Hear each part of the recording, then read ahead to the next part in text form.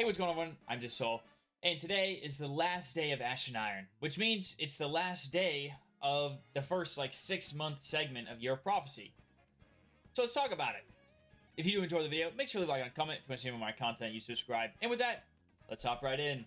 So, we finally come to the end of the first part of the absolute fallout of Destiny 2. Edge of Fate has honestly been a horrendous year for this game, or I guess 6 months.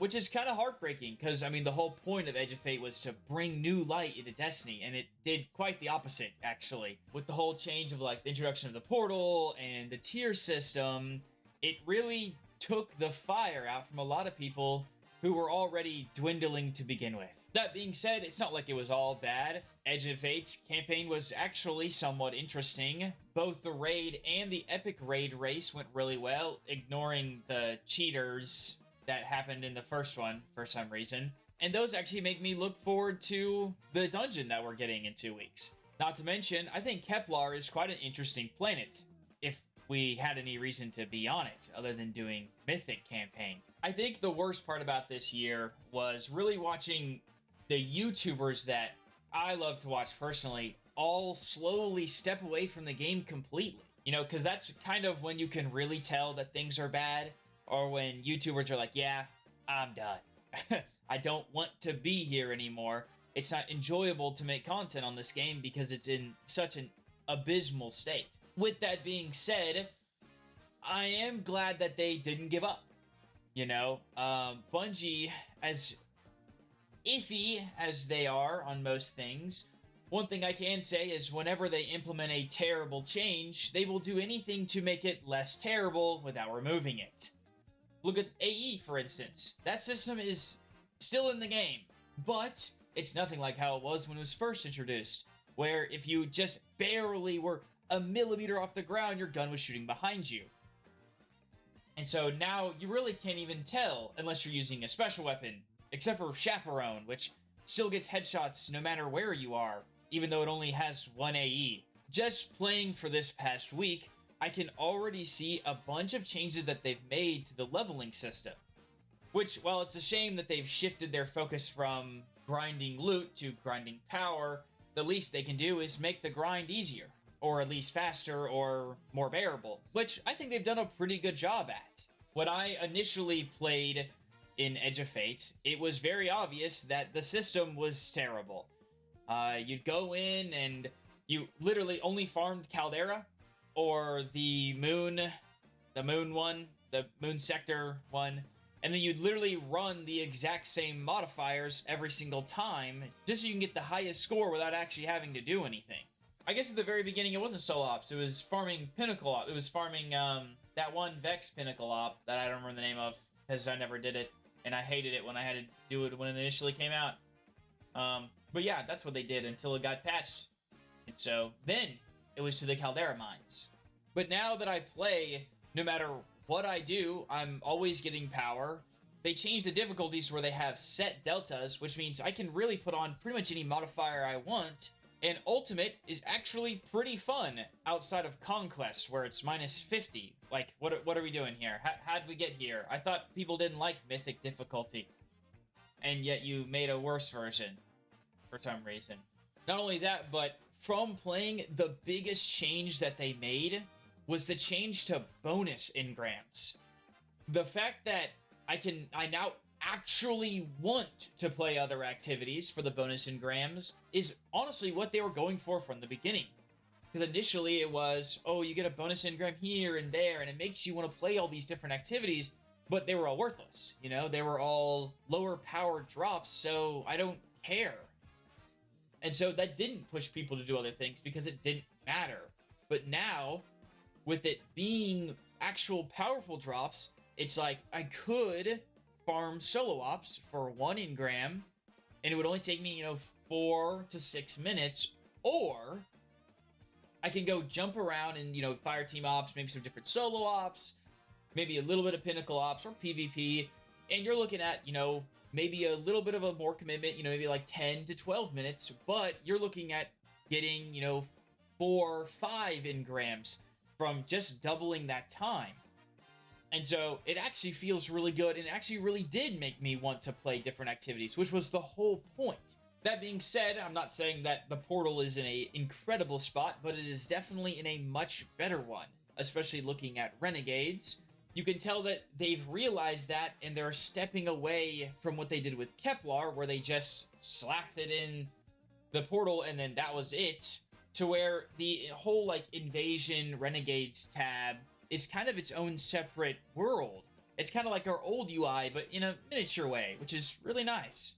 Another one of my huge complaints when it comes to Edge of Fate was the fact that it made the game feel incredibly lonely. It grabbed one of the worst parts of the game that they actually removed the necessity for, which was solo lost sector grinding, and they made it the whole game. And so it ended up making it feel incredibly lonely. Not only that, but also with the tier systems being so strict on how power rewards are, you couldn't really bring anybody new into the game without rather them getting nothing or you getting nothing. And so it really sucked when like this is, a new part, a new story for the game to go down, and yet I can't invite people to play with me because that means rather I'm getting fucked over or they are. And obviously it'd be me because I don't want their experience to be terrible. And so while that is still very apparent in the game, with all the changes they've brought, now I'm more inclined to play Fireteam Ops, Pinnacle Ops, and a little dash of PvP. And it makes it to where I can play with other people, which is really nice, on top of Renegades seemingly being all about matchmade activities. It still doesn't deal with the second part of the problem, which is the tiered difficulty system. It really does suck that, not that I want to bring new players into Ultimate content, it's just a shame that I get absolutely nothing. Now we are getting this like reward thing for being like a mentor, like from Final Fantasy, which I think that's what that one's purpose is while I'm not getting gear and XP from doing those lower ones, the kind of Sherpa mentor system is rewarding me in that way, which I think is actually a really cool system. Because one of the systems I absolutely adored was Fireteam Power. I liked that I didn't have to have my PvP friends grind all the way to my power level so we could do GMs, so they could get whatever, whatever weapon, palindrome, so they could get palindrome. It's nice. I'm like, don't worry. Just make sure that you have some form of like anti-champ on, and then you're good. It doesn't matter that you're 100 power under. I'll pull you up. Or maybe I have one of my friends that hasn't played in a while, and a new dungeon comes out, and it's so much fun. And I go, hey, dude, just hop in. Do this new dungeon with me. It's super fun. Don't even worry about grinding. It'll just pull you up to my level, It sucks that that isn't a thing anymore in pretty much all content that matters. Also, the removal of adept weapons is kind of heartbreaking. I was grinding trials this weekend, and I didn't even care to go flawless. Because, what do I get? A memento I can't put on the new guns? And a couple tier 5s that I'm already getting from just playing the activity? It just kind of takes away that prestige, or at least that yearning to grind for something more. And then you have Master Raids, which while it makes it easier to get tier 5s, you can still get tier 5s from the regular one. And I'm not saying that you shouldn't be able to get tier 5s for the regular one, because then that'd make it literally worthless to grind. That's kind of the point of Master Difficulty Raids, is that they are hard, but you get the prestige from them. And so, now I don't entirely know how to incorporate Adepts and tier 5s together, but all I really want is to show something off. I want a different name. I want the color to be different. And it does seem that the Renegade tier 5s are going to be a different color. They're going to be red instead of blue, which does help differentiate. These are Renegades tier 5s, and these are Edge of Fates tier 5s, which I do think is kind of interesting. But I would really like them to expand on that. I think it would be kind of cool if, you went flawless.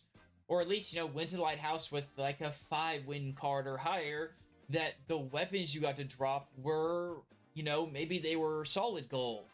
Desert Perpetual, I think is what the raid's called. Desert Perpetual on Master. Maybe the tier 5s you got were, what colors are that, right? I don't know. They'd be like silver, actually, because they're Vex, right? And so it'd be like silver. just something that makes it unique, along with, Slapping Adept, or, Time Worn, or Harrowed. Something that gives it that prestige that still makes, like, this weapon makes me different. This weapon is something I worked for to get.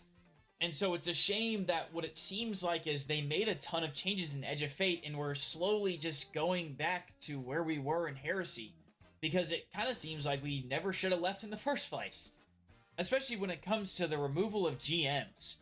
Like, that was such a terrible change, because it was such a confident and easy way to farm and gain materials. And then that kind of went away.